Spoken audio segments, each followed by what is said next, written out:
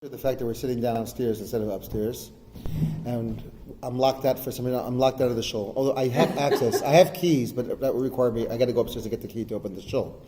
But then it occurred to me that the Torah portion of this week is a double Torah portion. It's Vayikra and Pekudei.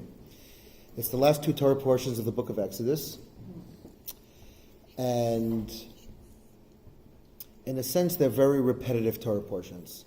So if you had studied the portions of Teruma and Tetzava, you really don't need a book, a chumash tonight, to know what it says in Vayikra and Pekudei. I'm going to go over the content very briefly, but some of the things I want to address really touch on maybe why we're sitting without books tonight, even though it wasn't ordained. So, but if somebody wants to go get keys. Or the books. The books are upstairs in that room. We have to get keys. There are books. I'll volunteer to bring some books. You want to bring some books? Do you need the book? He's making a case that you don't. I'm gonna make a case now why we don't need the book for tonight. We absolutely do need the book, but for tonight. In the class that we usually meet are books there. Are chumash. I don't want to even call them books.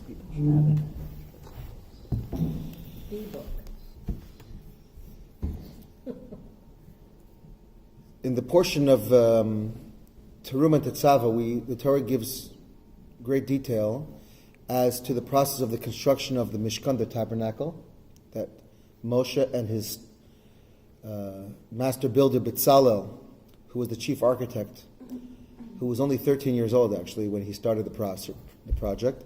Bezalel, incidentally enough, we spoke about this. The famous art institute in Israel is called the Bezalel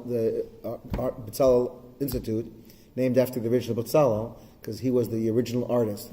You know. What does it mean, Bezalel? Bezalel means in the shadow of God. The Medrash, there's a Medrash about it. The Medrash says that when Moshe came down from the mountain and he told Bezalel, God told him that Bezalel and another gentleman by the name of Ahaliav were going to be the two main architects. Bezalel was Ben Uri Ben Chor. Bezalel was a grandson of Chor. Chor was the son of Miriam. So Bezalel was a great-grandson of Miriam. So he was Moshe's great-great-nephew. And he was a prodigy.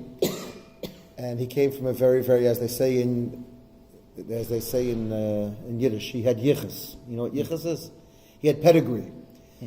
Because he came from the royal family. Right? He was the second person who was chosen, Hashem chose, was a guy by the name of Ahaliav. He was from the tribe of Dan. The Talmud tells us that Dan was considered the most inferior of the tribes. Whenever the Jewish people traveled, they traveled in a certain formation. They were given a formation to travel. It wasn't a free-for-all. They traveled the ark in the center, and the tribes surrounded. But there was a formation of always how they traveled, and each tribe had a flag. We're going to, in the book of Numbers, in the Bamidbar, it talks about the colors. They had colors and they had flags. And they traveled in a formation. The tribe of Dan always traveled behind at the end. They are called Ma'asef al-Chol HaMachanot. They are the ingathering of all the camps. So anything that was lost, they would pick up. They were the lost and found tribe. Right? They were behind. They were great warriors as well, and they protected the back flank, whenever the Jewish people traveled. But the Talmud says that they were considered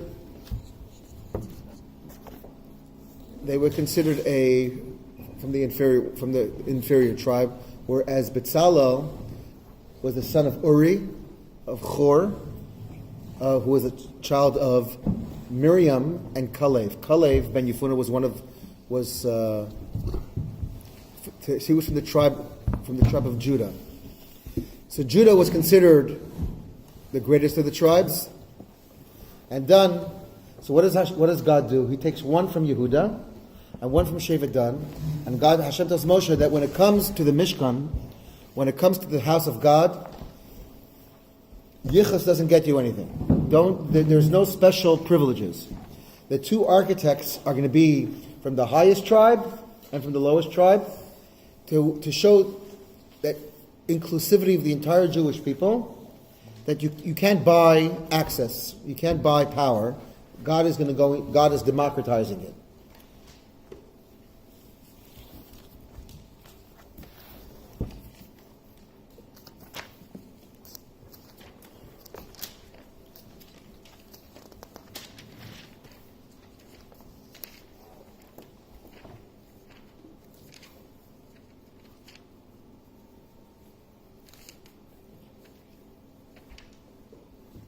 Okay.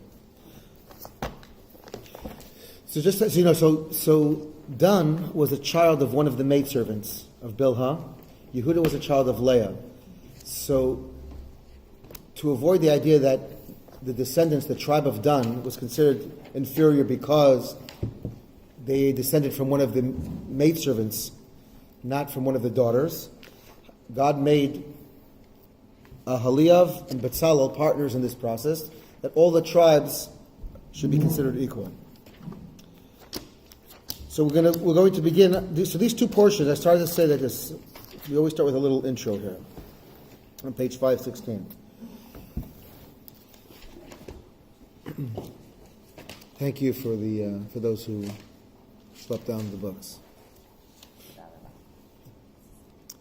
The portions of Terum and Tetzaveh in great detail describe the construction of the tabernacle. So I started to say that the Medrash says that when Moshe came down and gave the instruction regarding the building of the Mishkan, he said the first thing that he asked him to build the Ark. The Ark of the Covenant was built, right? Very, very specific dimensions in the beginning of the portion of Teruma. And so Betzalel was the one who went around to build this Ark. But the Talmud says that Betzalel went over to Moshe and he says, "Are you sure that this is what God told you to do, to build an Ark?" So Moshe says, "What do you mean?" He says, "What do you mean? I'm going to build an Ark, I'm going to build a menorah, I'm going to build all the vessels of the temple. Where am I going to put them? Shouldn't I build the structure first of the actual Mishkan, the foundation and the surrounding structure?" And Betzalel says, my feeling is that when you want to build a home, you don't build furniture before you have a place to put it, right? You build a home and then you go get furniture. Why do you want me to start building all this furniture and then later on build the actual structure of the Mishkan? In the portion of Teruma, when you read it, the structure of the Mishkan is mentioned all the way at the end of the parsha. That's all the way last. The beginning of the parsha says the ark, there's table for the showbread, the menorah, the incense altar, and all the different vessels that we use for it. And at the very end of the parsha it says, and then now you should make foundations and you should make beams, support structure. So Betzalel was confounded. He was 13 years old, but he didn't get why Moshe was giving him an illogical order of how to build. So Moshe says, "This is how I heard it at Sinai." He goes, "Are you sure that this is what Hashem told you? Maybe Hashem said it the opposite. Maybe Hashem told you to build." So Moshe says, when he told this to Moshe, Moshe says, "How did you know? It's true. God did tell me to build the Mishkan first, but I mentioned to you." Moshe reversed it and told him to build the kalim, the vessels first. So Moshe, that's when Moshe coined his name. He said, "You must have been standing next to me," right? He says, "Surely you are in the shadow of God." The name of Betzalel comes from the word Betzel El, in the shadow of Hashem, the shadow of God, because you must have been listening into our conversation as to how it should actually be built. And the juxtaposition, the order in the parsha, irrelevant, but he built it the way he built the Mishkan, the structure, and then he built the vessels. But in Teruma Tetzaveh, we have two whole portions that are very, very detailed about the construction of the Mishkan. Last week's Torah portion, Kitisa, takes a step back and tells us events that happened prior to the building of the Mishkan. It goes back to 40 days after the giving of the Ten Commandments. And the portion that we read last week is the story of the golden calf. After Moshe does not come down the mountain after 40 days, right? The Jewish people build a golden calf. And the reason why it's obvious that the portions are not aligned is because the Mishkan was not built until the following year after the story of the golden calf. Moshe went up the mountain on Shavuot. He came down 40 days later. That's when he had witnessed the golden calf. That's when he breaks the tablets. It wasn't until 120 days later on Yom Kippur that Moshe comes down with the second set of tablets, and which he gives the instruction to the Jewish people that now God forgave you. There will be a temple. There will be a Mishkan. But Moshe did not mention anything about the Mishkan, the tabernacle, before. So the portions of Teruma and Tetzaveh actually occur chronologically after the Torah portion we read last week. The portion of Kitisa is a very, very emotion-filled Torah portion that deals with a lot of the story, certainly of the golden calf, and Moshe's beseeching God for the forgiveness of the Jewish people, God's eventual forgiveness, and his agreement that he will give them a second opportunity. And then the portion ends with mentioning of all the festivals. Now the Torah portion goes, Vayakel Moshe. This Torah begins, Vayakel Moshe, page 516. Moshe gathers et kol adat b'nei Yisrael vayomer alehem, and he gathers the entire congregation of Israel and he speaks to them. When is this happening? When is Moshe gathering? So Rashi mentions L'macharat Yom HaKippurim. This portion begins the morning after Yom Kippur. Now the Vayakel is actually going back again. So we're going Teruma Tetzaveh. Kitisa takes us before Teruma, and now Vayakel is going back again to the morning after Yom Kippur. This is the first time that Moshe has an opportunity to gather the Jewish people. Remember, from the time that Moshe went up to the mountain to receive the Ten Commandments, Moshe never assembles the entire congregation of Israel and speaks to them again afterwards. Because by the time he comes down, for the next 120 days, he's immersed in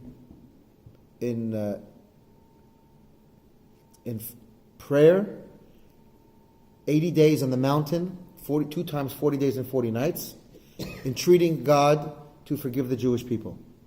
The first opportunity that Moshe has to gather the entire Jewish congregation together and speak to them and tell them that it's going to be okay is when he knows that they're forgiven. When were they forgiven? The day before, on Yom Kippur. And we've discussed that Yom Kippur becomes Yom Kippur. Yom Kippur is not a random day that is chosen on our calendar to be the Day of Atonement. Yom Kippur becomes Yom Kippur because that's the day that Moshe came down the second time with the second set of tablets, signifying God's forgiveness of the Jewish people. The second set of complete tablets were God's gift again. Therefore, that eternally became the Day of Atonement. The day of Yom Kippur becomes that day that God forgives. The next morning, Moshe gathers everyone together, and now he can start teaching them the Torah. Moshe never had an opportunity to teach Torah yet. You remember the story when Yisro's father-in-law comes to him and says, "What are you doing?" We had a class on that. When does that happen? Same day. It's the morning after Yom Kippur. It's the first opportunity. So the portion of Yisro and this portion of Vayakel actually happen on the same day. Moshe gathers them all together and he says, "This is what God wants you to do." What is the first thing Moshe tells the Jewish people to do? Think about this.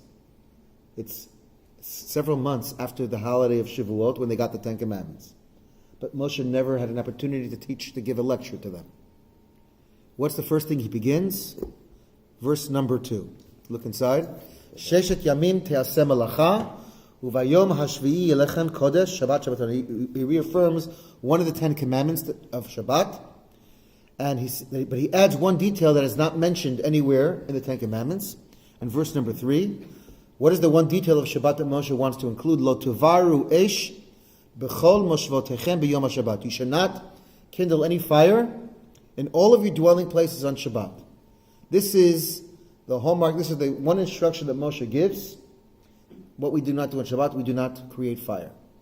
That's right. And the 10 Commandments doesn't mention what are the things we cannot do on Shabbat. It just says you shouldn't do any work. So Moshe repeats about not doing any work on Shabbat, but then he adds the one thing that is one of the many facets of Shabbat. But this is all that Moshe includes. And the rabbis discuss why Moshe chooses only this rather than this. There are many other categories of work that we do not do on Shabbat. Why this one? And that's we'll leave maybe soon. That's a discussion why Moshe chooses the one of fire. But then Moshe goes on to say in verse number 4, and really it's a run-on for the rest of the Torah portion. This is when Moshe says like this. This is the word that Hashem has commanded, saying to take the donation, and everyone should give to whatever to their heart's desire, whatever their hearts are so willing to give. Gold, copper, silver, and all the different types of donations that were going to be built.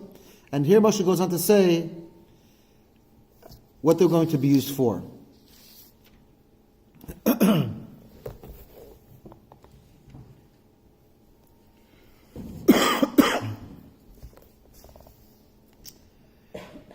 In the next number of verses, you look on verse number 30, and then in verse 33, Moshe takes Betzalel and the aforementioned Aholiav ben Achisamach from the tribe of Dan, and he says that they were filled with tremendous wisdom to make all the kinds of materials, anything that needs to be done. And in chapter 36, verse 1, it joins them together. V'asa Betzalel v'Aholiav. Betzalel shall carry out with Aholiav and every other wise-hearted person to create everything that God wants them to do. And then it talks about how everybody came and gave, and it talks about how the actual work started to happen. And this goes on verse after verse after verse.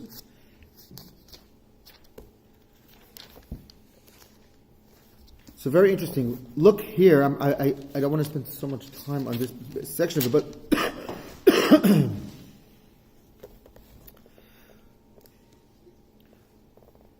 chapter 36, verse number 8. It says, "Vayasu kochacham lev," and they made every wise-hearted among them. They made the tabernacle, the curtains, the linen. It started when the time comes to actual making everything. It actually discusses the way it actually happened. They built the structure of the Mishkan of the tabernacle first. And you see where it says how they made loops of turquoise wool, and they collected the curtains to each other. And then in the next page on verse number 20, it says they made the planks for the tabernacle of acacia wood. 10 cubits high was each the height of every single plank. And then finally, when you get to page 524, after the structure is all built, chapter 37, verse 1, and Betzalel made the ark of acacia wood. Here, now the Torah gets into the actual building of the actual vessels, the particulars. So if you notice in Teruma, the instruction to build of the ark comes first, the Mishkan comes last. And the building of it, the Mishkan actually was built first, the way Betzalel told Moshe should be done. And the ark and all the vessels are built afterwards. Okay? But here you see in verse 37, the first section deals with the building of the ark. From verse 10 to verse 6 to verse 17 is the building of the shulchan, the table of the showbread. Verse 17 is the menorah. Verse 25 on page 526 is the details of how they built the altar that was used for incense. It was an altar that was inside the temple, and the only thing that it was used for was to offer incense for Ketores. It wasn't used for anything else. Chapter 38 discusses the other altar. Incense for what? It was one of the services of the temple was they used to burn incense for a smell. It's called Ketores. What's Ketores? The word Ketores is the Hebrew word for incense. Incense. And so this is how the Torah portion ends of the actual construction. The next Torah portion, Pikudei. Remember, I told you it's a double portion this week. Pikudei is the reckoning after they finished building it. They made a reckoning of all the money, all the donations, the weight of all the gold, the silver that was used for the building of the Mishkan. Many of the commentaries struggle with these two Torah portions fundamentally, because we know that the Torah is very spare in its usage of words. In general, the Torah does not wax poetic for purposes of poetry. And yet here the Torah expends verse after verse, chapter after chapter, describing something that could have been said very, very simply and curtly, and that is that Moshe commanded the Jewish people to do everything that God told them to do in the previous portions. What more are we learning here in the actual construction of the Mishkan that we don't know from the portions of Terumah and Tetzaveh? In the portion of Terumah it said, God tells Moshe, you should build the ark. He gives him the exact dimensions. Remember, it wasn't up to Bezalel, Aholiav, or Moshe what dimensions to build each and every facet of the temple. It's God's specific instruction. And it's mentioned in those Torah portions. So why have two whole portions dedicated to telling me that the people did exactly what they were told to do?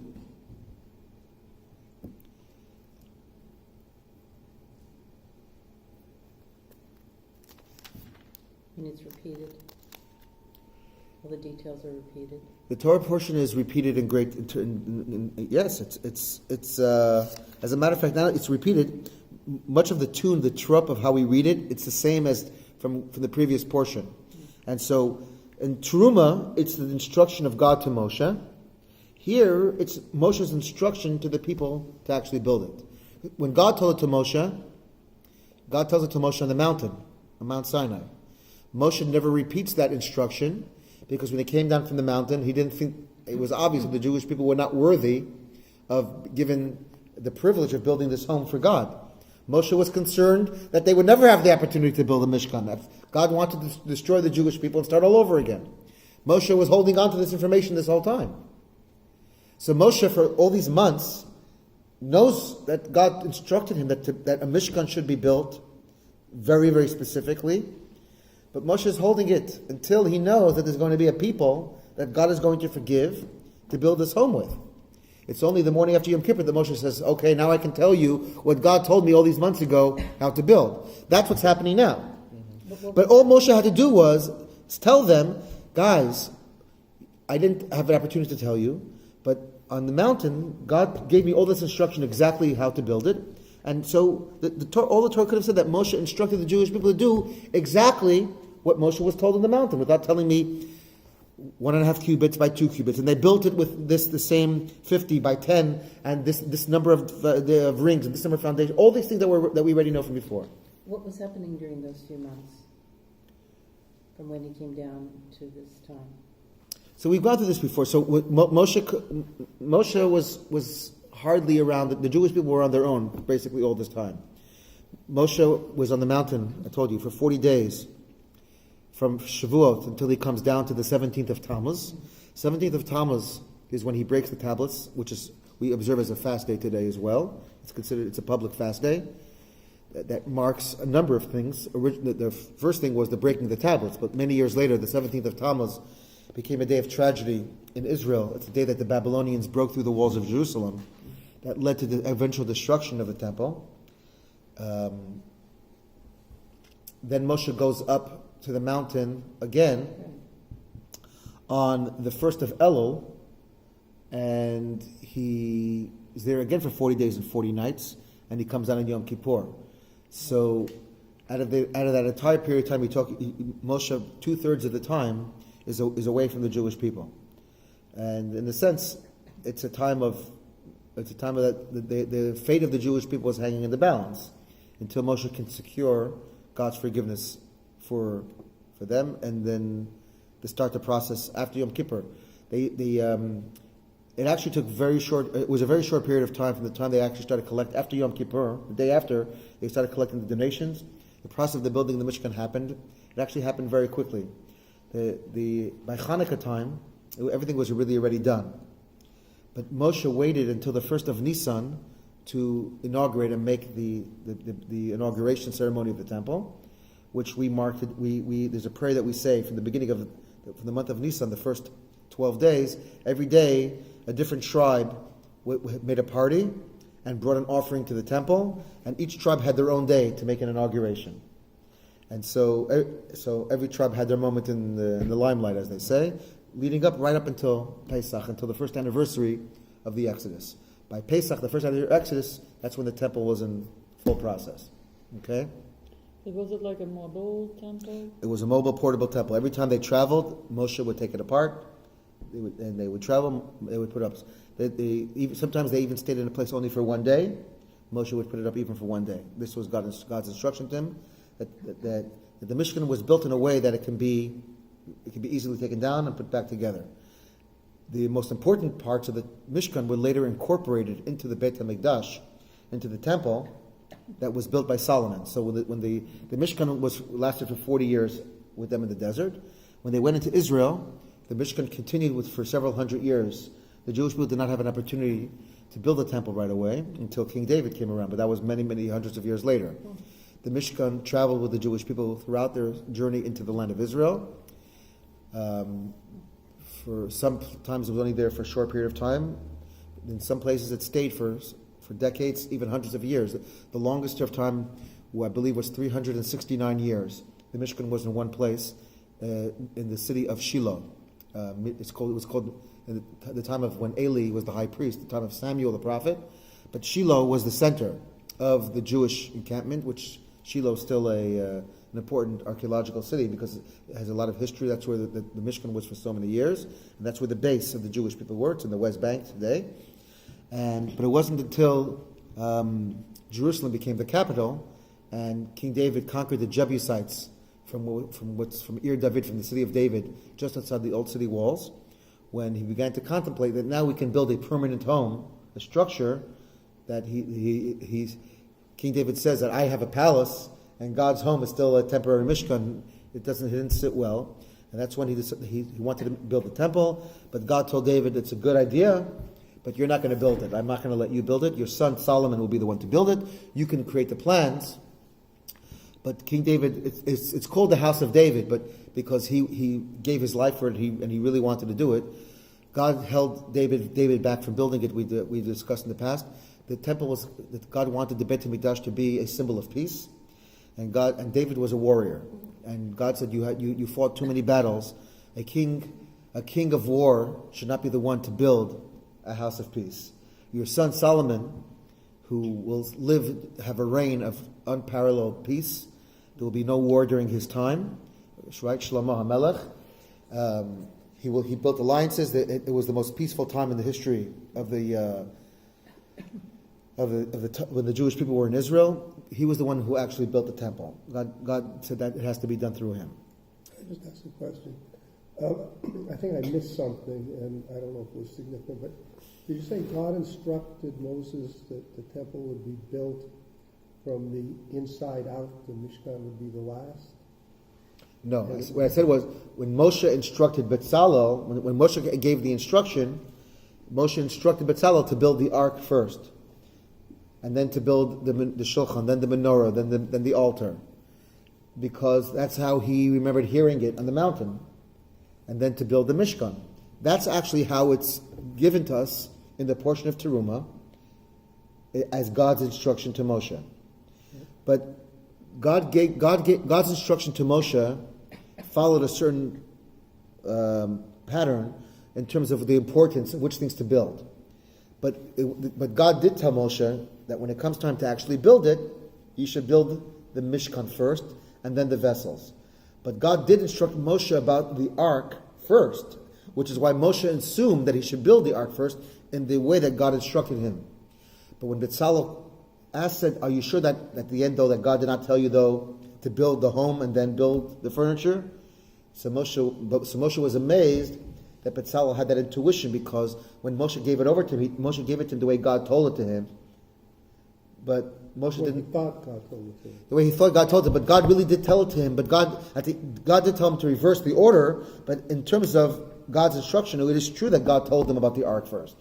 But God told him to build it a different way. Moshe, when he was repeated it in the same chronological order that God commanded to him. Does it make any sense, what I'm saying? In other words, God tells Moshe about the ark, and he tells him about the menorah, he tells him about the shulchan. So Moshe assumed that the order of the way God told it to him, that's how it should be built. God gave it to him in the order of importance. But in terms of construction, God wanted him to build the shell first, and then you're going to build an ark. Where are you going to put it? So someone's going to hold it until you build a place to put it. So that was Bezalel's question to Moshe. Moshe first resisted Because when he remembered here, he heard build the ark first. But then Moshe remembered. Is it a question whether Moshe forgot? Moshe didn't forget.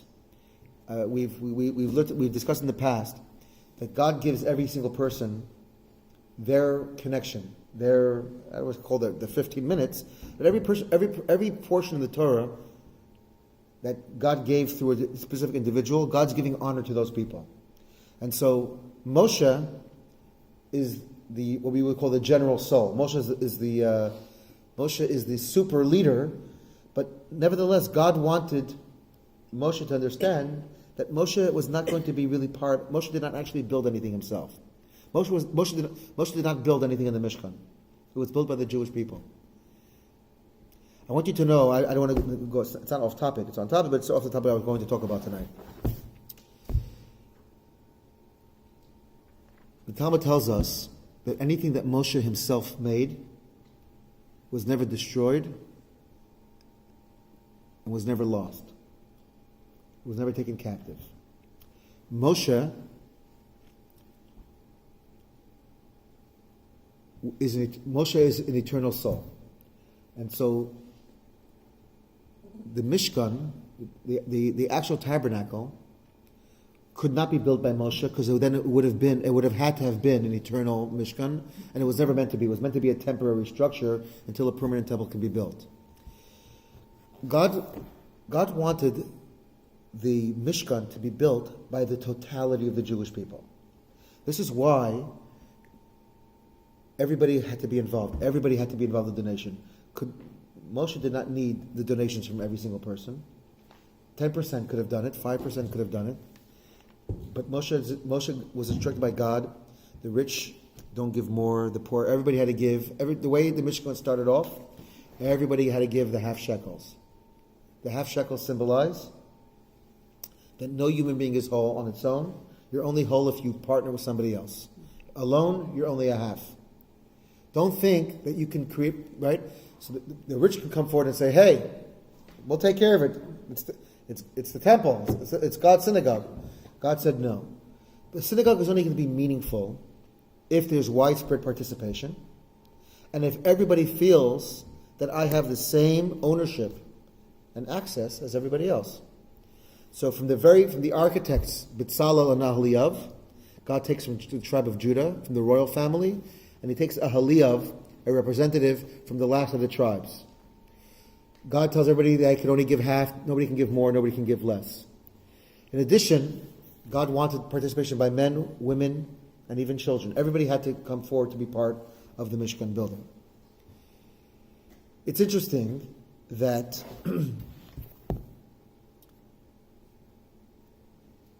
the first temple that was built by King Solomon lasted 410 years before it was eventually destroyed by the Babylonian Empire, Nebuchadnezzar. There was a 70-year exile period when the Jews were exiled to Babylon, then to Persia, before they were eventually given permission to return. Ezra came back and they built the second Commonwealth, the second temple. That temple lasted for 420 years, 10 years more. Originally, the temple was a much smaller temple, when Herod the Great came and expanded the temple, it became was even more magnificent than the one that King Solomon built. It lasted 10 years more, but eventually it was destroyed too by the Roman Empire in the year 70 CE. What is the story behind those two temples? Both of those temples were built by human beings, by people, great people, by people. It is the law of physics, and it is the law of nature, that anything that a finite human being builds also has a date of expiration. It's finite. Human beings cannot create things that are eternal. Only God creates eternity because God is eternal. But human beings, our creations mirror ourselves. We are finite beings. And we are here today, but we are not here forever. Our handiwork has a date, has a beginning, right? By definition, anything that has a beginning also has to have an end. And since we were not around at the very beginning, we started at some point. So anything that has a beginning also has has an end. Nevertheless, the first temple that was built through the inspiration, God inspired David and then Solomon to build the temple. It stood for 410 years, but it was always known it wasn't going to last forever. Maimonides writes in his great work that King Solomon, when he designed the Temple Mount to begin with, he built huge caverns and tunnels underneath the temple because he knew that one day it was going to be destroyed.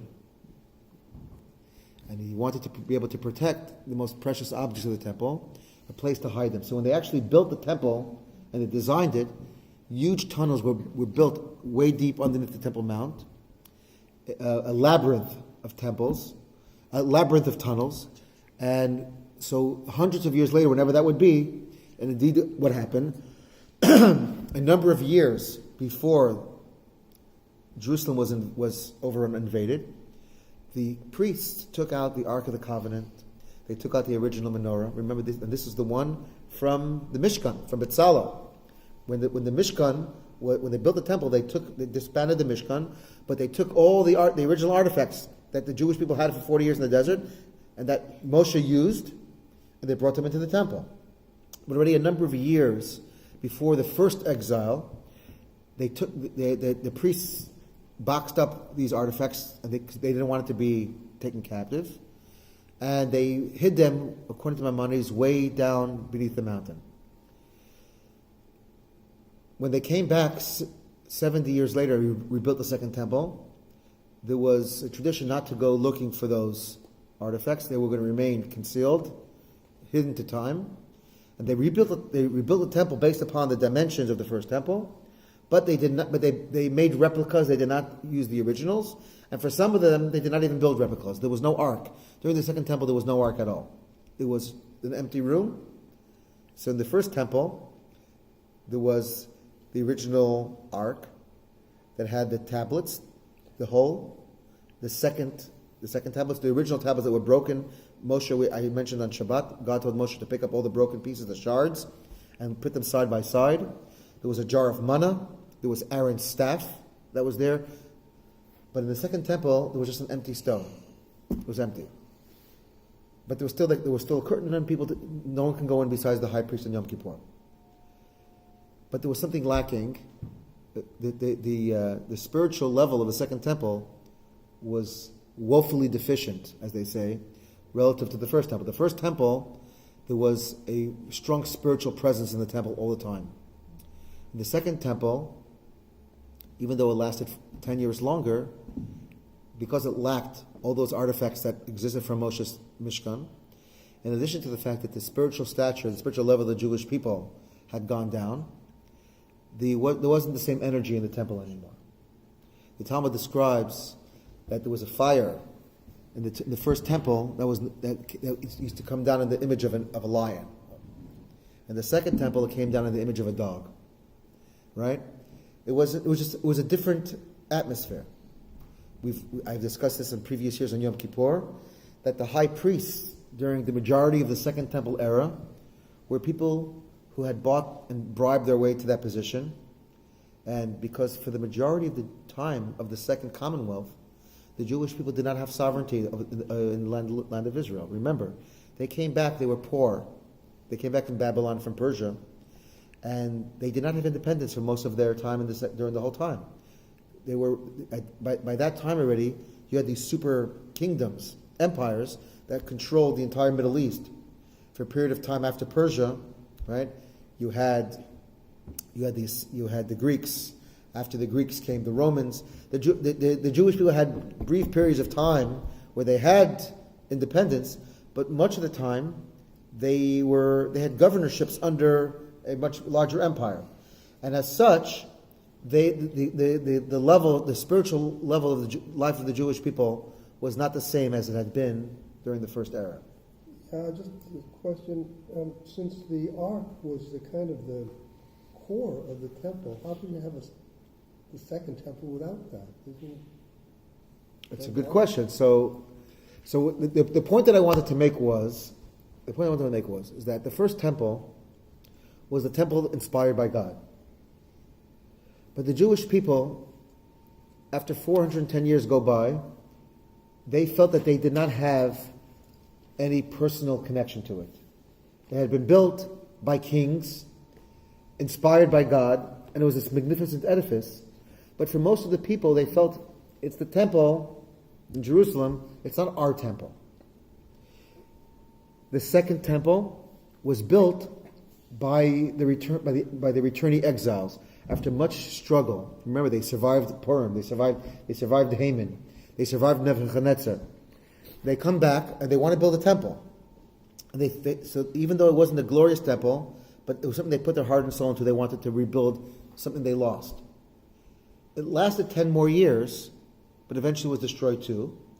The point that our sages make is that when someone gives you something that you don't feel you really earned, that you have an emotional connection to, it's great in the beginning, but eventually, if you have a certain detachment to it. The example that's given is when someone gives you a gift. Okay, it could be the same thing that you go to work for a period of time to earn. And someone says, I'm going to give it to you for Hanukkah. That's it, right? You say, wow, it's great. Instead of working 4 months for it, I'm getting it as a Hanukkah gift. So in the beginning, it's very exciting. But the truth of the matter is, if you ever watch the way people, or children, I'm going to say because we're all children, but we use an example, but big children too. Watch how people interact with something that they received through the generosity of somebody else, and how they connect with something that they themselves either built or they earned on their own. It could be the same thing, right? Remember, build your own boat, or somebody gives you the yacht. It's great to get something that you don't have to put any work for, but you always feel somebody gave it to me. But something that I built myself, or that I earned, that I schwitzed, right? I sweated my sweat equity. You're much more proud of that same paycheck you come home on Friday than if somebody just here take your check, forget it. You don't have to bother coming in this week. Just take the check. It's a phenomenon. It's a psychological phenomenon that we know is true, but as human beings, we try to avoid, because the nature of human beings is we want things that come very easy. Look at the story of the Jewish people in the desert. They didn't do anything. They didn't have to work. Every day they got up in the morning, breakfast fell down, man. Lunch, the man was coming. Dinner, man. Friday for Shabbat, nothing to do. Friday, double came down. Okay, we knew Shabbat more wasn't coming, but a double portion came every Friday. So what do you do every day? What do the people do for 40 years? They study Torah, right? But there hasn't been a generation that complained as much as that generation. Go through that portion after portion. What is it to complain about? I guess I have a quick question. So, is it possible to use like imaging software and to show what's actually under the Temple Mount without desecrating it, to show believers or skeptics that are kind of lost with the connection to the Jewish people as a way to regain their faith, and so they work harder to... There's no prohibition. There is a prohibition that I'm aware of. There is a prohibition on that we're not allowed to be on certain parts of the Temple Mount. There is a reason why the halakhic excavation cannot happen on the Temple Mount in certain places, because we are forbidden from standing on the ground. The ground is still hallowed ground, and we're not allowed to walk on it. There is significant excavation that has taken place. My guess is if they could find a way to do that kind of imaging from wherever they are, I'm assuming that they're going to do it. Because there is no decree about not being able to search for it. But there are many people who are hesitant by the very fact that in the Second Temple era, They did not go searching for it because they felt that it was meant to be concealed until God wanted us to find it. So there is a certain tension in different groups in Israel today, whether how much excavation of the Temple Mount should be done, how deep we should go, and whether we should be looking for these artifacts that, according to our tradition and our belief, are there. But then the question is, and what would we do if we found them? Right? What would we do? That would be a very big hot potato. Or just to say, like, there is something there to allow people to reconnect. Because there's just so much skepticism and everyone wants scientific proof or something like that. I And think skeptics would find a way to be still skeptical. They find it. it's not To answer your question, I believe that it would be. I believe that's something that would be explored. I believe something would be explored because it is not sacrilegious to try to find out what's there, as long as we are not violating actual halachic access of the Temple Mount. Politically, it might be a problem. Anytime you try to do anything new relating to the Temple Mount. True. And politically, between Israelis and Arabs, the Arabs do not want it to be found that that there are legitimate finds, because they claim that nothing ever happened. There was never any temple there, and there was always a mosque there, and that's that. But there are some halachic issues as well. But I do believe that that should the time come, those things will be put aside to find the truth. So not to belabor this idea, because I want to get back to the original question we started with. The generation of the desert complained and complained and complained. Why are they complaining? If everything was so, if life was so easy, everything was taken care of them. The answer is that in the beginning, it's good, but after a while, you get spoiled. A spoiled mentality means that if everything is always given to you and you don't earn anything, then you don't think it's yours. The man was great, but eventually the people wanted to feel like they were earning, right? And therefore, every day that the Zohar calls the man, it became Nahama. The language the Zohar calls it called Nahama de Ksufa, bread of shame. Eventually became bread of shame. Because as a parent, if the child would ask you, Mom, what's for lunch today? Well, it's whatever God sends, right? Because I have no control. I have no control when the money is coming, how much money is coming, And so the idea is that you become totally helpless in the sense that you don't feel like you control your own destiny. And so what happened here is that the first temple is God's gift to the Jewish people, right? And it's inspired, it's beautiful, but we don't appreciate it. It's this beautiful gift that somebody gives you, but after a while, you don't treat it with the same respect. You don't treat it with the same care. And the temple got abused. The second temple is exact reverse. The second temple was nowhere on the level, as I said before, the spiritual level, or until much later, in terms of beauty, until Herod renovated the entire Temple Mount. But it came at the desire of the Jewish people to build it. It was built entirely from their own inspiration. That is why it actually, ironically, lasted 10 years longer.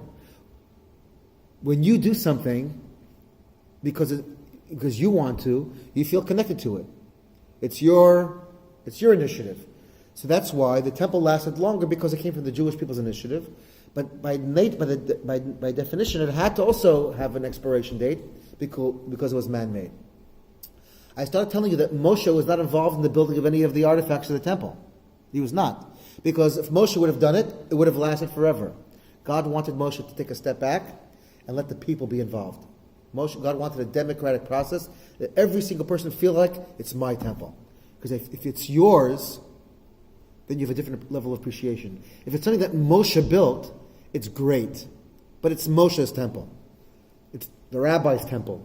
It's the board of directors' temple. If it's going to be our temple, it has to be ours. Every person has to feel like I'm doing something for it that makes it mine. This is why it's crucial, right?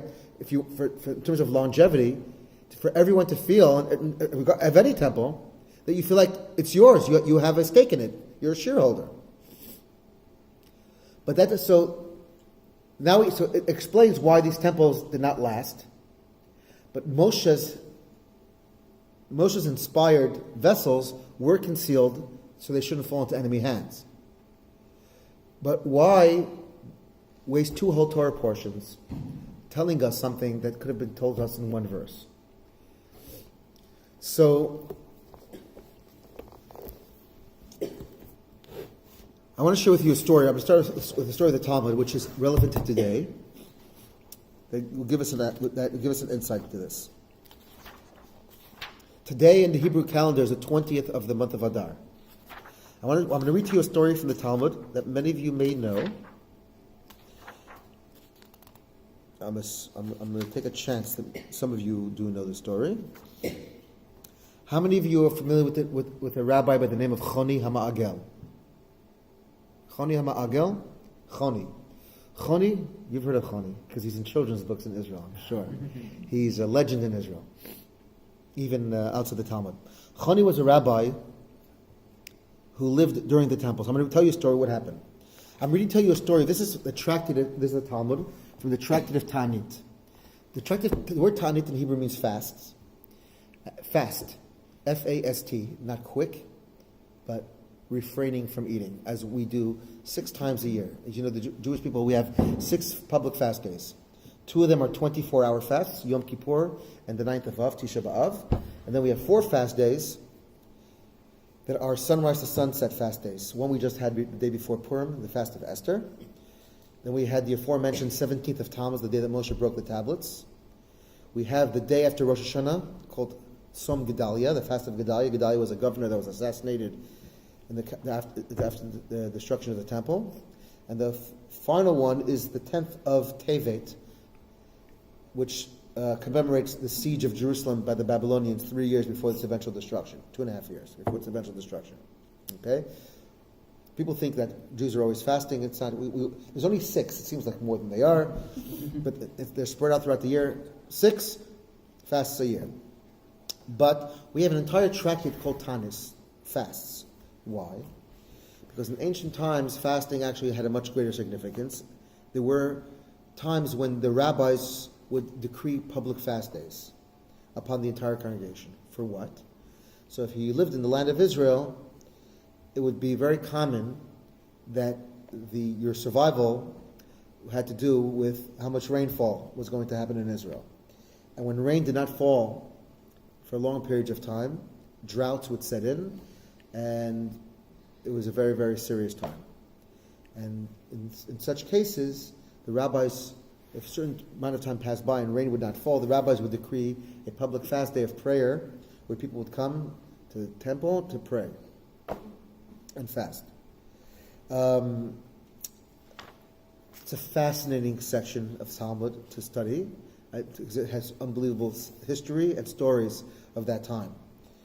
But I'm going to read you a story.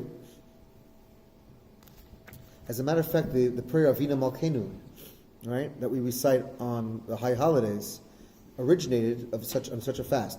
There was no rain, and the rabbis were praying, and nothing. Finally, Rabbi Akiva stepped forward and started several. He composed several Avinu Malkeinos, our Father, our King, which he says, "Have mercy." And when rain started to happen, and that's why the rabbis made Avinu Malkeinu the centerpiece of these prayers, because it was the prompting of a great miracle that happened. Today's the anniversary of today, the 20th of Adar. The Talmud tells such a story that happened on this day. Tanu Rabbanan, our rabbis taught. Pa'amachat, one time, Yatzer Rav Adar, the majority of the month of Adar had passed by, and it was the 20th of Adar. V'lo yardu geshamim, and rain had not fallen the entire rain season. So now, remember, this is now the end of the rainy season in Israel. We start praying for rain on Shmini Atzeret during the festival of Sukkot, but we're not praying for rain in North America. We're praying for rain in Israel. That's when the rainy season starts. The end of the month of Adar is considered the end of the rainy season in Israel. After that, it's not considered beneficial for rain to fall in the month of Nisan, the month of Passover. So here you have a situation where the whole winter went by and there was no rain. Sholchu lechoni hama'agel. The rabbi sent to this rabbi Choni hama'agel. Choni hama'agel. His name was Choni. The word hama'agel means the circle maker. And here the Talmud tells us how he came to his name.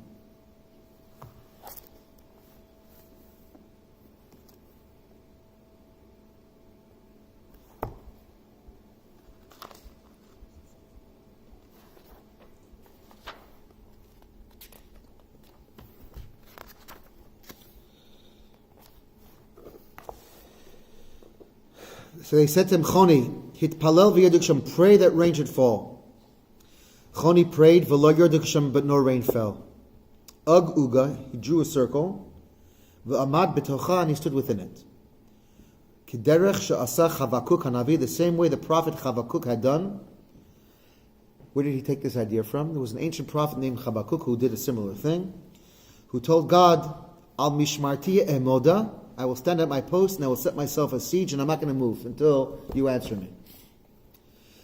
Amar Lefanav, he turned to God and he said, Master of the universe, your children have turned their faces towards me to pray. Why me? Choni is not the most famous rabbi in the Talmud. But why they came to me? Because I am like a member of your household. A ben bayit means someone who lives in your house and doesn't pay rent. So Choni says that they think that I'm one of your, I'm one of your ben bayits. I hang around at your front door, and you can't, and you don't have the heart to kick me out. So Nishbani b'shimcha, I swear to you by your great name, she'ein yizaz mikan, I'm not going to move from the circle, ad she'terachem al banecha, until you have pity on your children. Hitchilu geshamim minatfin. In response, rain began to sprinkle. All his students are standing around. The Mamre lo Tamidav. He said, Rabbi, our teacher, Ri'inicha v'lo nomus. We wish to see you and not to die, which means we need more rain than just sprinkles. If this is what we're going to get, we're going to die. It seems that the only reason why rain is falling is that God wants to release you from your oath. You said they're not going to move from the circle until rain comes. God doesn't want you to stand in the circle until you die. So when he wants to get rid of you, he wants you to get rid of your vow so you can move on, go home. So he sent a sprinkle.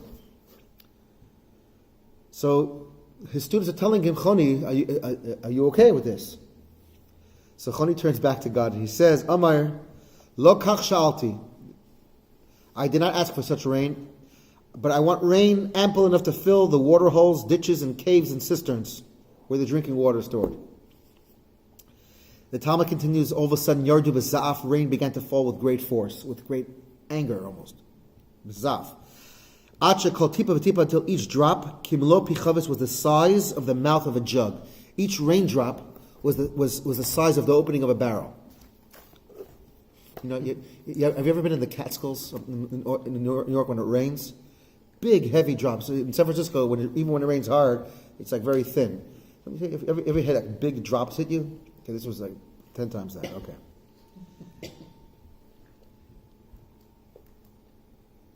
So the students turned to me and they said, Rabbi, we don't want to die. If the rains continue like this, we're going to die. It seems to us that God is angry, that you pushed him into a corner, and he's sending rain. That the only reason why God is sending rain because God is going to destroy the world. That's it. So he turns back to God and he says, Ribbonu Shalom lo kach sha'alti, this is not what I asked for either. Ela gishmei ratzon bracha nadava. I asked for rain of goodwill, blessing, and benevolence. Yardu kitiknan, the rains then fell normally. And it continued, Ad she'alu kol ha'am lahar bayit v'tiksham, until all the people of Jerusalem were forced to go up on the Temple Mount because of the rain. The rain had risen, the water level had risen. Everybody was forced to go up to the Temple Mount, to go to the high ground because of the water. This is a community of Jews, so the story continues. The students complained to him, they said to him, Teacher, Just as you prayed for the rains to fall, now we need you to pray that they should stop. Because we're not can't get stranded on the Temple Mount. We can't go down. We need to get down. So Amar Lahem, he turns to his students and he says, I have a tradition from my teachers that we do not pray regarding an abundance of good that it should stop. What do you want me to do? It's raining. It didn't rain a whole year. Now we have a torrent of rain, and it's flooded. Jerusalem is flooded. So you're so anxious, you want to go home. So now you want me to pray. I told God, I told God I don't want sprinkles, I want showers. He sent me big showers. I told him I want medium-sized showers. Now you're telling me I want it to stop. Alpha Pekain, he says, nevertheless, let's go bring an offering to God. We're on the Temple Mount. We're going to bring it for a confession. We're going to ask God. We're going to assume that the reason we didn't get rain is because God is waiting for us to confess. So they brought an offering. Samach Shteyadav, he leaned.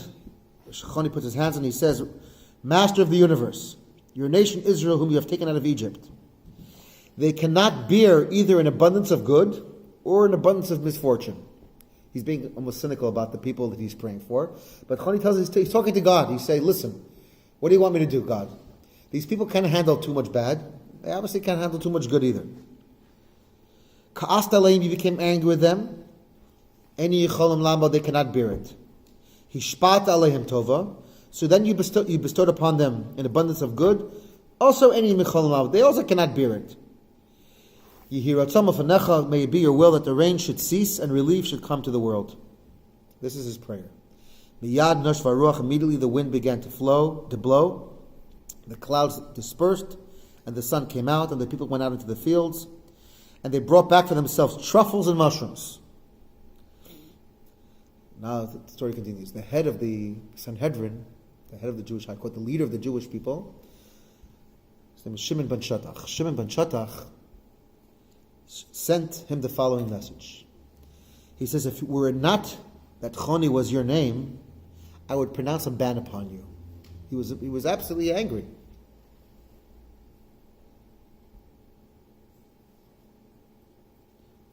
How can you be disrespectful to God?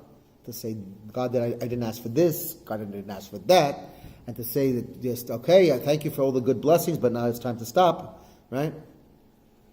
But this is what he tells him. I would pronounce a ban. A nidui means I would excommunicate you. Moreover, he says, the oath that you made to God that you're not going to leave the circle is improper. Why? Because the keys to rain are in the hands of Elijah the prophet, and Shem Shemaim Mitchalech, the name of heaven would not have been desecrated on account of you. So he says you're making a terrible desecration of God's name. People they're going to think you're playing games with God. But he says, what can I do? You misbehave before God by acting like a petulant child and expressing dissatisfaction and demanding him different kinds of rain. But God fulfills your wish. Why does he fulfill your wish? He fulfills your wish like a child who misbehaves toward his parent by demanding him from whatever he desires, and his parents still fulfill and still listen to him. And he says, and the child says with proper respect, he says, take me, I want a warm bath. Rinse me off with cold water. Give me nuts. No, I don't want nuts. I want almonds. Give him almonds. I made a mistake. I want peaches. Peaches. No, I meant pomegranates. I want pomegranates. And you just keep giving to him. And so he goes, what should I do? He goes, you're disrespectful. You're sending the terrible message. You're spoiling, right? But obviously God loves you like a petulant child. He gives in to you. So I'm not going to step in, he goes, I don't believe a rabbi should behave this way, but you're like, I see that God has certain affection for you, right? So Choni, the Talmud goes into a number of stories. Why am I telling? I want to tell you the story.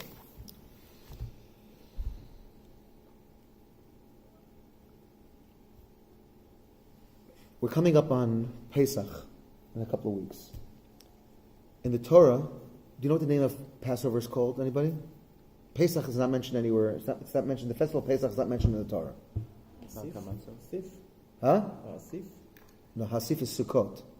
Katsir? Chag HaKatzir is one. Chag HaMatzot. The main term is Chag HaMatzot, the festival of matzah. Right? We just read it last week in the Parashat Kitisa. Chag HaMatzot Tishmor. So if you go back, right, end of last week's Torah portion on page 510. Right, bottom of the page. How does God refer to Pesach? In verse 17, at Chag HaMatzot, you shall observe the festival of matzahs. Whenever the Torah refers to Pesach, it's either Chag HaMatzot, it's also Chag HaAviv, but Chag HaKatzir is Shavuot, Chag HaAsif is Sukkot. Pesach is Chag HaMatzot. In our prayers, in our Kiddush, what do we call it? It's the festival of matzah. That's how the Torah calls it. But why do we call it Pesach? Why don't we call it the festival of matzah the way the Torah calls it? There's no. Show me where in the Torah it says Chag HaPesach. It doesn't say Chag HaPesach anywhere in the Torah. What does Pesach mean? Pesach means to jump, to skip. Why do we call it Passover? Passover is the English of Pesach, because God skipped over the homes of the Egyptians during the plague of the firstborn and preserved and saved the Jewish, right, the firstborn. Pesach. That's the whole Pesach. What about the matzah, the myrrh? What is the main thing that we observe on Pesach? It's matzah. We abstain from chametz, from leaven, for 7 days, and matzah. And moreover, because the Torah always refers to it as the festival of matzah, why don't we call Pesach the festival of matzah? Why do we call it Pesach? In all of rabbinic literature, it's called Pesach. The Talmud the Mishnah is called Pesachim, the tractate of Pesach. No tractate called the tractate of matzah. It's an amazing thing. In rabbinic at some point, it shifted, whereas biblically, the holiday is a holiday of matzah. Pesach is mentioned only in passing, in the sense, in Parashat Bo, where it discusses the story, God says, right, Upasachti aleichem, and I will skip over you. God never, ever, ever says you should call the holiday Pesach, ever. Doesn't say that this is the holiday of Pesach. God gives us the name, what the name is called, but we don't call it by that.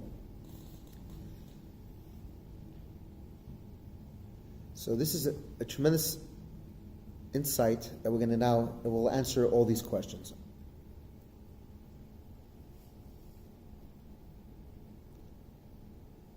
I mentioned when we were doing the Shara Brachot the other week, what makes a successful relationship? About why we learned the laws of marriage from the funeral of Sarah, right? Remember and we learned then that a successful relationship is dependent primarily on both sides feeling that what they get is so much more than what they're giving. Each side has to feel that the other party in the relationship could have done much better. They settled. And how fortunate that party is. And that is that each one feels that if only that person would know how valuable, how important they are, right? I should be thrilled to be a partner in that relationship. So the parallel was, Abraham wanted the cave of Machpelah for Sarah because to him it was the most important piece of real estate in the world. Adam and Eve were there. He knew that was going to be an eternal heritage side of the Jewish people. Ephron and the Hittites couldn't care less about that little cave in Hebron. It was worthless to them. When they heard that Avram was willing to pay money for it and how much money he was willing to give, they thought Avram was out of his mind. Avram thought they were out of their mind for giving it to him for so cheap. Because it's a question of value.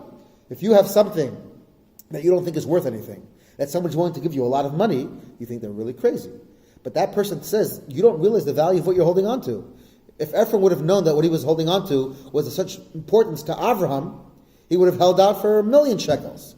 But he didn't know that. Right?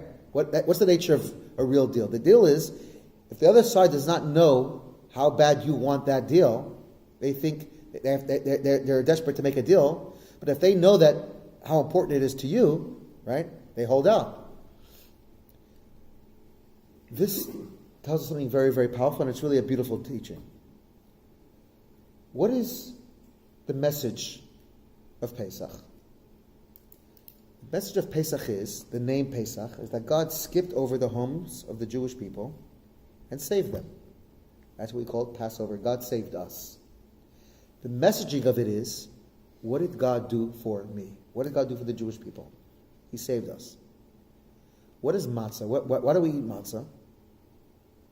Because there wasn't enough time for the bread to rise. And so the Jewish people should have said, "Hey, well, let's wait." What do you mean there wasn't enough time?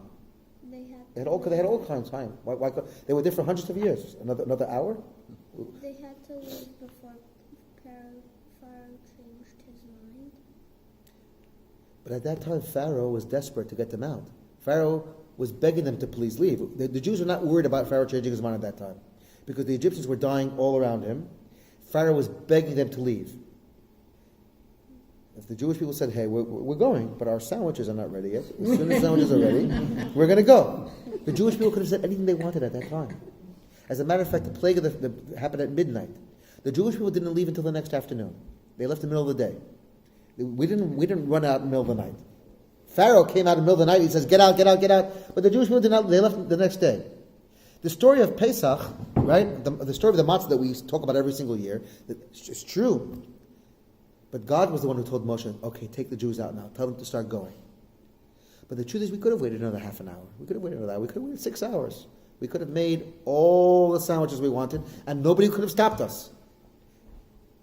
It's God told us that time to leave, but it shows us the faith of the Jewish people, that we were willing to leave without food.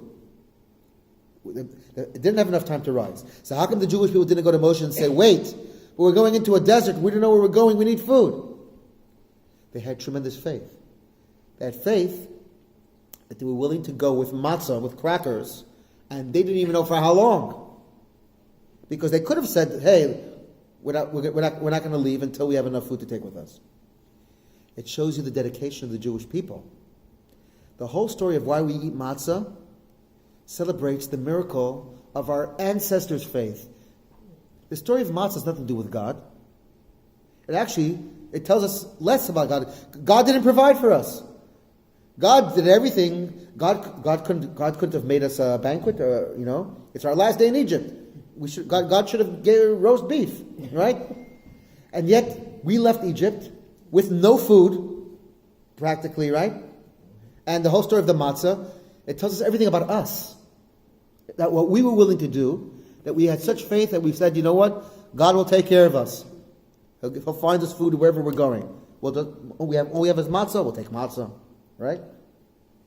So what does God do? Each side wants to highlight the dedication of the other side. We call the festival not by matzah, because if we would call the festival of matzahs, what are we talking about? We're patting ourselves in the back. We were willing to survive on matzah. It's the festival of matzah, because the whole story, the story of matzah revolves around our perseverance, around our dedication. Pesach is all what God did for us. Matzah is what we were willing to do for God. So what does God do? In the Torah, He calls it the festival of matzah. He gives all the honor to the Jewish people. You know what's so beautiful about this holiday? God says, you know why it's the most important holiday of the year? And Pesach is the most important holiday of all the festivals? Because it's about matzah. What you were willing to walk out of Egypt after hundreds of years of slavery with matzah. And you never came and complained to Moshe and say, "Let's wait another hour, we'll have real food." Right?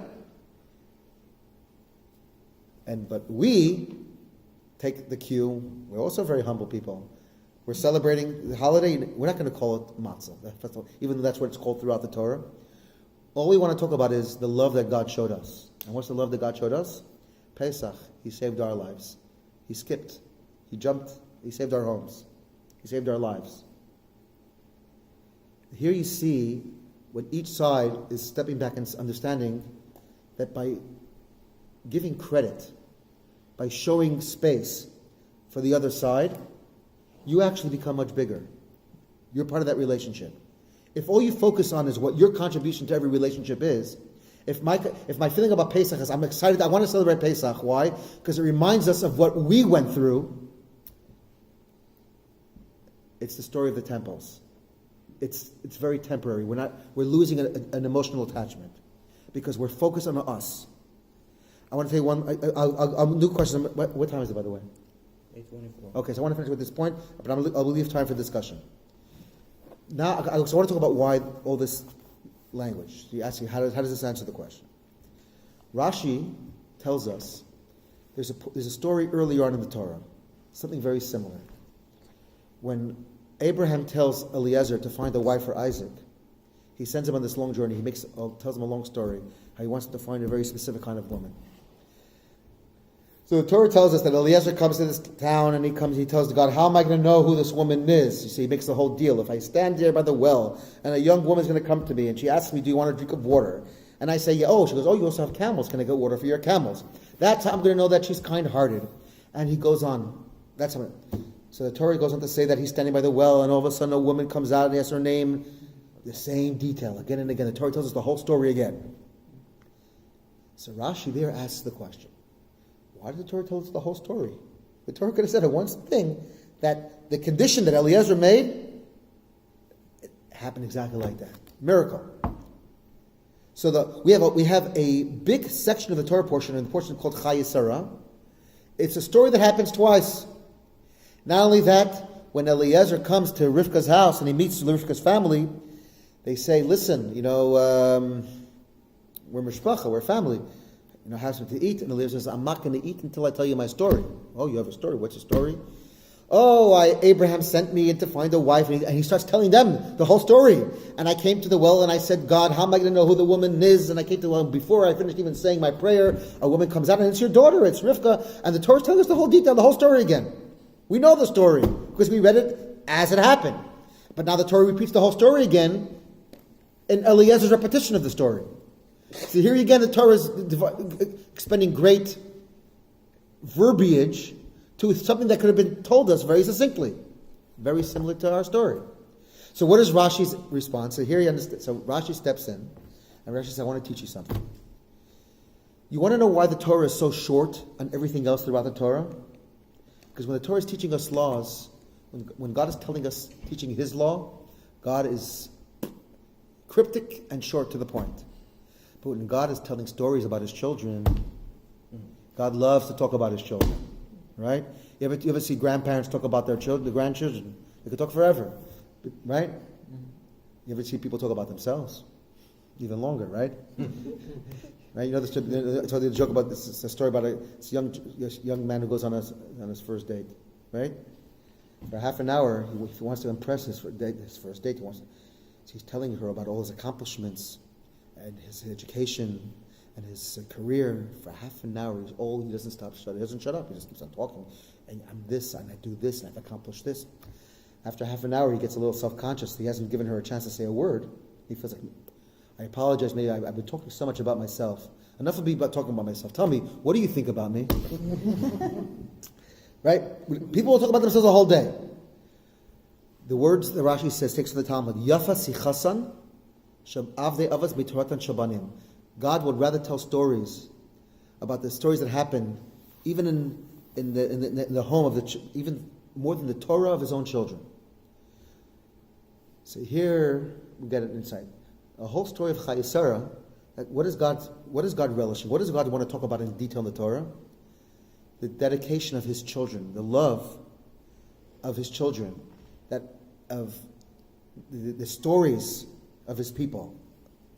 God's instructions, God's Torah. God will get that information to us, but He doesn't have to go on and on. God doesn't go on and on about Himself. The stories that have a lot of detail are the stories of our ancestors who showed great courage, who showed great dedication, showed great faith. The stories of Joseph, the stories of Jacob, the stories of Abraham, Yitzchak, Yaakov, Sarah, Rivka, Rachel, Leah. The book of Genesis is a book of stories about all of them. When it comes to laws, it's one after the other, but very, very tight. Nothing expanded. What is that? What is our story here? What was the purpose of the Mishkan? God allowed the Jewish people to build the Mishkan was a home for God and the Jewish people to live together. The Jewish people, I told you, until after Yom Kippur, it wasn't clear that there was ever going to be a relationship again. The home meant that God said, okay, we're going to be together again. So of course, we know the story of how to build that home. But this Torah portion is about how the Jewish people built that home. So God gives us an entire Torah portion of, when I spoke to Moshe, it was an idea about the home that we were going to build. But the home that was built wasn't built by God. It was built by the people, by the men, the women, the children, their donations, their generosity. They came forward. That's what God wants to talk about. So yes, why does God say talk so much detail? Because this means so much more when God sees how the people who, after everything they've went through, every single person came forward to participate in something like this and to actually build it, and they made it their own. That's worth more than one Torah portion. So here we learn an important principle into how the Torah attributes primacy and importance. What's an important story? What's an important verse? Sometimes we look, wow, the Torah spends a lot of words or a lot of chapters in something. It's very, very important. It doesn't work that way. You have to look and see what is the content, what is happening here. On a story of devotion, a story of dedication, a story of people, the Torah will go on and on and on. A story of something that God wants to say, God will figure out how to sneak it in a couple of letters. It's the story of Pesach versus Matzah. God is forever focused on the accomplishments of His children, and the Jewish people are always focused on what does God want from us? What is God doing for us? We're having this reverse osmosis in a sense, but that's what tells you where the relationship is. A relationship where each one is not focused on what I'm doing for the relationship, what my contribution is, what I put so much in, I'm doing so much. The Torah is exact, teaches us the recipe is the opposite. You want to find something powerful? Each one is obsessed about what is the other person doing? What is the other person's contribution? And when we want to talk about our relationship, we're going to talk about what the other person has done, not what we have done. So Pesach, God will only talk about in the Torah our dedication to eat matzah. And it's a lot of dedication. Eat matzah for a week, it's not easy, right? Never mind that first year. But matzah, right? It's an investment to get away from the chametz and the matzah for a whole week. But that's our dedication to the holiday. And for the God, that's the whole holiday. But when we sit at the Seder, and what we're going to talk about? We're going to talk about all the miracles that God did for us. We don't sit and talk at the Seder about how much matzah we're going to eat and why we eat the matzah because we are so great that we were willing to walk into a desert without food. All that is true. But a relationship where each one is thinking about what I've done lately is a relationship that's similar to a temple. A temple that was built by us. It's only going to last a short period of time, relatively. Unless we feel that we are fully invested and that we are connected to it, then eventually everything wears thin. Whether it's relationships, whether it's gifts, if we feel like everything is being given and I'm not fully invested into it, it doesn't have the same longevity to it. And this is a way of understanding numerous Torah portions. And this is an example, but we find a number of Torah portions where the Torah spends so many verses and it seems like it's unnecessary, and it's literally this idea thing of a proud parent or grandparent putting all that, I always joke about, you go to people's homes and you see, modern art on the refrigerator. What is it? It's the preschooler who made something that's indecipherable, and they hang it in the fridge, right? But it's the most beautiful thing, right? No, it's not, right? But it's beautiful to them. Why? Because your kid made it, right? If you see that same kid so your friend's kid made, you would say, yeah, throw in the garbage. What is it, right? But for them, that's the most important. It's more than a Van Gogh, right? Because it's my kid. This is how God feels about the Mishkan. God says, my children made it. The women came and they sewed the curtains. The men came and they did this. And the children came and they donated. Magnificent, doesn't matter. There was the most magnificent building. God can't stop talking about what we did. Because God said, make me a home. And we went and we made it. If God would have made the Mishkan and He would have created it, it would have been in one verse. That's the answer. Okay. So what do you want to ask? About Passover. Yeah. So the idea was that God commanded that all the firstborn would die, and then He skipped the Jewish homes, right? And I'm wondering, so what is that? Are we at the same time celebrating all the firstborn dying? No. We, first of all, it's not a Jewish. We don't celebrate the misfortune of other people, even enemies. That's not what we celebrate on Pesach. On Pesach, we celebrate our freedom. We celebrate that God saved us. There is no. We do not celebrate the fact. As a matter of fact, one of the reasons why we pour wine, the drops of wine out in the cup. I don't know if you've ever seen that, because to show empathy and sadness that God poured out His wrath that human beings had to suffer. That wasn't our decision, and the Jewish people we don't have any observances that relish or take any pride into what happened. But again, what we want to emphasize that the word Pesach means that God saved us. He skipped over our homes. He saved us. But why would God want the innocent children to die, the firstborn? That's a very, very complex question. God doesn't want anybody innocent to die, and it's not clear that anybody innocent did die. The Egyptians were the ones, and the firstborns of Egypt were Pharaoh's primary security force. They were the ones who were enforcing Pharaoh's decrees, who had thrown the Jewish babies into the Nile. They're the ones who enslaved the Jewish people to begin with. It's not clear that these were not the retribution was not for making a statement for innocent people. Pharaoh himself was the firstborn. The punishment of the Egyptians was meant to punish them for what they had done. The Jewish people were rescued, maybe not for any great merit of their own, but this is why we're thankful on Pesach. But I want you to know there are numerous observances that we do where we highlight the fact that the Egyptians suffered, and it takes away from the joy of Pesach. I want, before it's being a question, it really deserves it. I don't have the time to, it's hard for me to give you the answer on one leg. But do you know that on Pesach, the last 6 days of Pesach, we do not recite a full Hallel. It's the only biblical. On Shavuot, are you familiar with Hallel? Hallel is after the Amidah.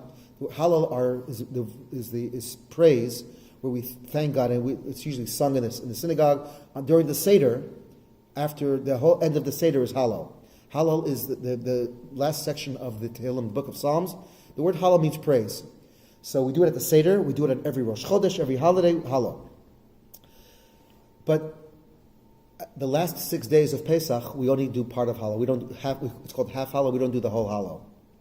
And one of the reasons that in our tradition why we don't do the full Hallel, Pesach is the happiest because it's offset by the fact that while we were saved, it came at the expense of an entire nation and the firstborn suffering. And so we do, in a sense, soften on Pesach, especially the last 6. The reason why I say the last 6 days is because the last half of Pesach also is the splitting of the sea, and many Egyptians drowned in the splitting of the sea. And so they are creations of God, they're creatures of God. And so even though the joy is that the Jewish people were saved, it's muted by the fact that many people lost their lives in that process. So I'm saying this so you should understand that the Jewish people and our tradition, the Haggadah and Pesach and our celebration does not there's no celebration of the fact that all these people died in this process. God's will and God's judgment is something that's beyond our comprehension. We don't understand why God did it this way, but the fact remains is that Jewish people are always cautioned to be cognizant that if people are suffering, even though they are your enemies, there's no glee. There's no in Pirkei Avot it says we should train ourselves never to feel any joy, even at the downfall of our worst enemies. There's no joy in that. It says, "Binfolo yivchal tismach." When your enemy has a downfall, don't be happy. And so we were never conditioned, we were never trained to have that kind of elation in any kind of way whatsoever. Yeah. So I'm wondering, after this whole repetition where you hear that the Jewish people do everything, then we do get that kind of summation sentence, like everything that Hashem commanded Moses, so did the children of Israel perform all the labor. So why, in addition to the repetition, also have the kind of summary? I mean, it seems superfluous. Right. So the Zohar says that there were two temples. There's the temple, the spiritual temple, and there's the physical temple. There's the temple that the way Moses imagined it was going to be built. Kenos B'nai Yisrael means the Jewish people, that not only did they create the temple, but they built it in the sense that it was the way Moses ascribed them to build it, the way God told it to Moshe on the mountain. You know, you could plan something, right? You can draw plans, and you have an architect, and then you build something, and it can be similar, but it's not the same as, when we sat around the table and we had this idea of what we were going to build. Because there can be a disconnect between the idea, but when you start knocking hammers into nails, it's a physical entity, it doesn't always add up. What the Torah is telling us is that when the Jewish people built it, that's the temple, right? They were able to, not just emotionally and not just physically, but spiritually and emotionally, they fulfilled the aspiration of what the temple should be. That's the Torah is giving them credit for getting it right, not just architecturally. Okay. You may. I would. No one asked me. So, what the story I was telling you about Choni? The reason why I brought that story in is a story about how. What's the message of the story? That Choni is like a child. That God, when a child asks, when we ask God, and we treat ourselves, and we imagine ourselves that we are a child before God, and we're not asking for ourselves, we're asking for everybody else. Then God responds to us differently also. So the story that Talmud wanted to make, that what Shimon ben Shotak says, I'm not happy with what you did, but obviously you are like a child, and God favors you. But it teaches us that when we pray and when we want to do for others, because Choni wasn't doing this for himself, right? There's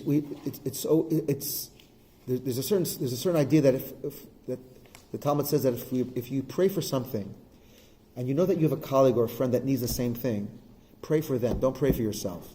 Because it's much more altruistic and God will answer you for yourself too. But when God sees that you're more concerned for your friend than for your own, I don't want to call it petty needs, because sometimes it can be really real. But we should always imagine that our needs are petty relative to the needs of our friends and for the world, the congregation. All our prayers in the Amidah are all in plural. We never ask God for anything singular. Even though we want. We say, Barchenu Avinu, bless us, right? Hashivenu, Slach lanu, Rifa'inu, heal us. Why? I can say, heal me, bless me, because I'm praying. The guy next to me, he's not praying, he's on a smartphone. Why am I saying us? Because God's teaching us that when you do it for the other, when you focus on the other, you'll be included. But God will be much more benevolent. It's training us in this idea. Always focus on what the other need, and include yourself in that, certainly. But understand that you're part of something much bigger. Don't be focused only on your own personal needs. And so, this idea that God focuses on Pesach on what we do for Him, and on Pesach we're focusing on what God did for us. It's that understanding that enriches our understanding of how God wants us to live our daily lives, that we don't think and just live for ourselves. God recognizes that we need a lot of things, but when we get hung up on who I am all the time, then we get into a relationship with ourselves. When we get in a relationship with ourselves, then before we turn around, we realize that we're living in our own bubble, and we lose the preciousness of being in something much bigger than ourselves. Anyway, your other question. So the temple, the second temple, it was made by humans. It wasn't going to last. Yet we have this section of it that we're still praying. Correct. And going back to, I think, a few classes before that, we're not supposed to have an idol. Mm-hmm. And I was just thinking, like, is that kind of like, are we making an idol of the wall of the temple when we're praying to it? So the laws of idolatry are very specific. A wall is not an idol, right? But nevertheless, we don't pray to the wall. We pray through the wall. The wall represents, the wall is the last retaining wall. The western wall is the last retaining wall of Herod's retaining wall that built around the temple. When we're praying it's the closest spot to the Temple Mount where the Beit HaMikdash was. The wall is the last remnant of the temple, but Jews we don't pray to walls. We're not asking for the wall to respond. We're not asking for the wall to bless us. An idol means that you believe that the entity that you're praying to is going to bless you, reward you, that the idol is a force and a power in itself. That's the definition of idolatry means that I believe in a power other than God, and that this is an intermediary. This force, I believe in this other than God. Jews we don't believe that the wall has any. So why do we go to the wall? It's the closest spot to the holiest place in the world. And the fact is that the wall is the last remnant of our holy temple. It's a holy place. We pray at holy places, but we're not praying to a wall that the wall should bless us. We're praying that our prayers should be passed through to God. This is this notion that in other words, we don't pray to physical objects. We stand by physical objects because of its history and because of its importance. But we never make. If we would imagine that this object has a power and has control and is going to make it rain or shine, and that we're praying to the wall to bless us, we're certainly missing the point. People put papers into the wall. We stand by the wall. The wall is a holy place because the ground beyond it is sacred. But the wall itself, right, is a symbol of something. If the wall was so holy, we wouldn't touch it, we wouldn't lean on it. The wall itself is not a holy object. It's a human creation.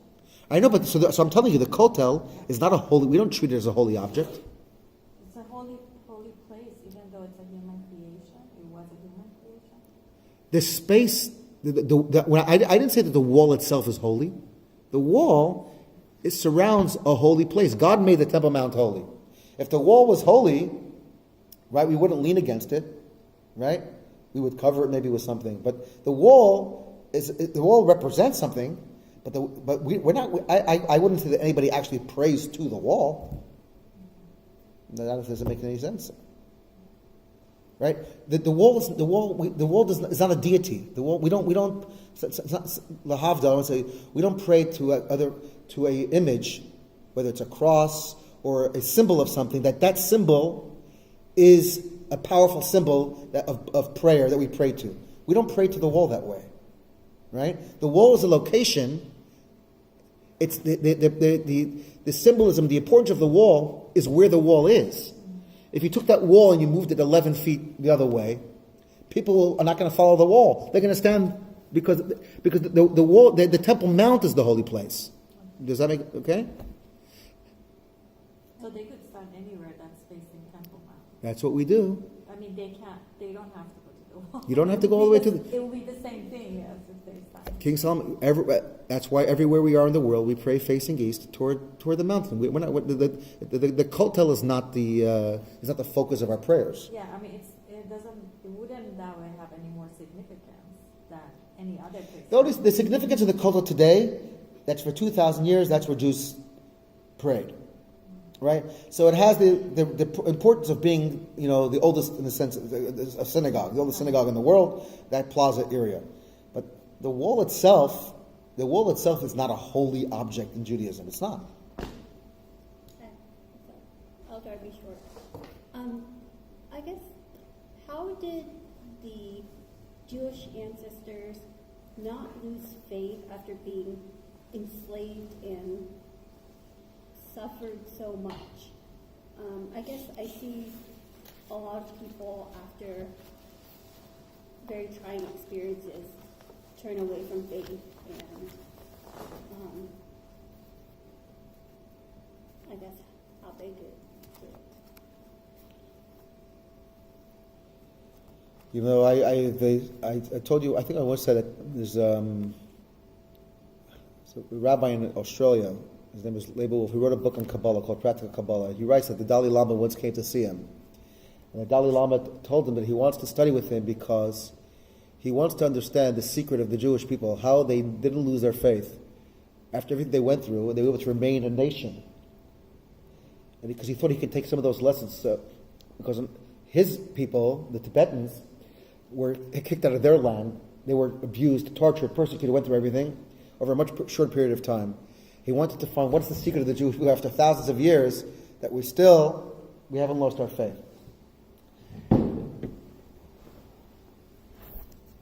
The simple answer is that it came from Abraham. It's not something that there's no secret sauce. There's no secret ingredient that we did to have faith.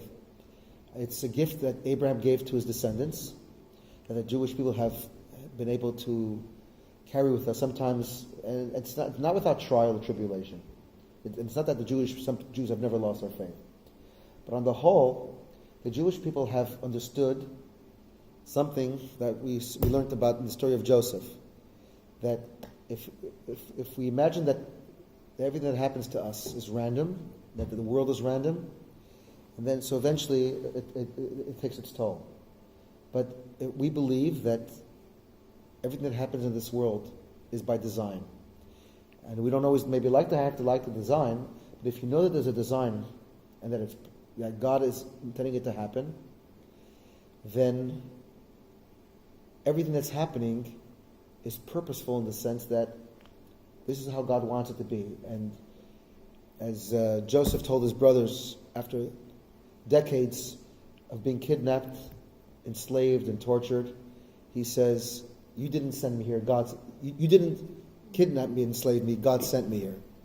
He always viewed everything that he went through in life that was God's mission for him, and I'm sure it bothered him and it troubled him and he struggled with it. But every day he woke up and said, "This is God sent me to this place." And as Jews, I think throughout history we've had this idea that God sent us on this long, complicated journey as a people, and as a whole, we've always been able to. We have this history that we look back and say that there's a destiny and it's taken thousands of years, but we haven't lost hope. And why we haven't lost hope and how we haven't lost hope, it really defies a logical explanation. The answer is that there's something in the DNA that we are taught, that we have, that we didn't create. It was given to us, and the gift started with Abraham and Isaac. It's been passed on to generations, and it's not always a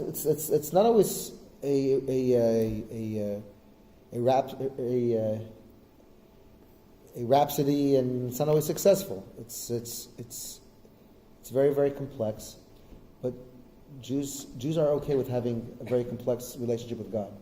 We argue, we fight, we yell, we get angry. But one thing we know about also about relationships is that you only get angry with people you really care about. People you don't really care about that much, you don't get angry with. You can be apathetic to them, but if there's emotion there, even if you get into a big fight with somebody, if you fight, it shows that there's still something there that you're angry about because it hurts. But somebody but if you didn't think that anybody cared, then you wouldn't really be angry. The fact that the Jews get so angry all the time at God too is, I think, is virtue of the fact that we were very angry that maybe He's not holding up His end of the bargain of the relationship. But if we didn't believe, I think it would be very hard to get angry all the time. Yeah, I was going to say, kind of like what you were saying, that I think it's part of that sense of history and community and continuity that keeps the faith going as well, because you say, despite this, we are still here, we are still bearing witness, we as a community are still moving forward. And I would argue, I think that some people in all different religions might lose faith in the face of immense tragedy, but I think that for many people, it's religion that gives them going, because they say there must be, there is some higher purpose, that if I give into the suffering, I see no higher purpose. And I think for me, one of the most meaningful impacts I saw of religion was actually with a group of Christians in a church, but people who've undergone like world's greatest sufferings imaginable, and I could see the value of religion to them, of seeing how much it gave them, that like despite all the suffering, your religion is still here for you. And listen, the Torah tells us that it's not going to happen automatically. We celebrate every single event that we reenact it, and we have to teach it to our children, and the children to our children. If we don't do things and we don't experience Passover, Passover is an exploration of faith every single year. I will tell you that the Zohar says that the Zohar says that people who are struggling with faith should make a point of eating shmora matzah, especially on the first night of the first night. It's called bread of faith. By eating that matzah, you literally get faith. And so this is why we do these things, because our tradition tells us that we get injections every single year. We have to do these things to get reinvigorated, because there's no guarantee that even someone who celebrated Pesach, for 80 years, is that going to feel 1 year and say, you know what, I don't get it this year, right? I'm not feeling it. I'm not feeling Passover. I'm not feeling free. I'm not feeling joy. I'm not feeling redemption. So I'm not going to do Passover because I'm just not feeling it this year in my life. I have too many challenges in my own life, right? So the Torah tells us that faith has a lot to do with what we do in our daily lives. It's not sitting on a couch and saying, I believe. Torah is about what we're doing and forcing ourselves to do certain things to make us feel a certain way. Eating matzah, whether I want to or not, we do it, right? There are some times, I'm not in the mood of having matzah. Well, Pesach says, if you eat the matzah, experience it, and maybe you'll feel it. But, if you just sit around and wait for the faith to hit you, it's not always it's not a real recipe. We'll have to continue. Yeah. What do you want to say? It's okay. Go. Just again with the repetition of the instructions, we have the repetition given, and then the instructions given, and then we hear how the people did it. But it's the same amount. You were saying the same amount of text. You were saying God keeps it short, whereas when talking about what the Jews do, it's longer. So why not just hear about the Jews did this, which is exactly what God told them to do, but why have the actual instructions to them in long form?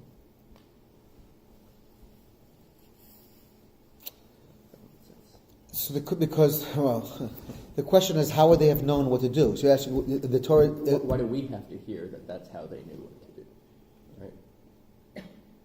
So the answer to that question is the same story with Eliezer. We would never know that that's exactly how God communicated it to them. The short answer, I'm assuming there's other answers as well as to why the detail in Parashat Teruma and Parashat Tetzaveh. But the Zohar says that Teruma Tetzaveh is the instruction of building the temple on high. Vayikra B'Kudei is the temple that was actually physically built, and that there exist two temples. There's a temple in heaven, and there's a temple on earth. The first section deals with the supernal temple. And that temple exists the way it is. It says that the third temple is going to be a temple of fire. It's going to come down from heaven. It's already built. It's going to be a combination of God giving it and us building it. The reason the third temple will be eternal is because it will truly be a divine temple. It's going to come down ready-made from heaven. But it will have the permanence of thousands of years of Jewish suffering, so to speak, of earning it, that when we get it, we're going to feel that we really deserved it this time. So only that combination, on the one hand, will create connection, but in order for it to be eternal, it can be human, or solely human. So it's going to have to be a combination of those, and that's why the third temple will have the benefit of what those first two temples lacked. Thank you. Good night, everybody.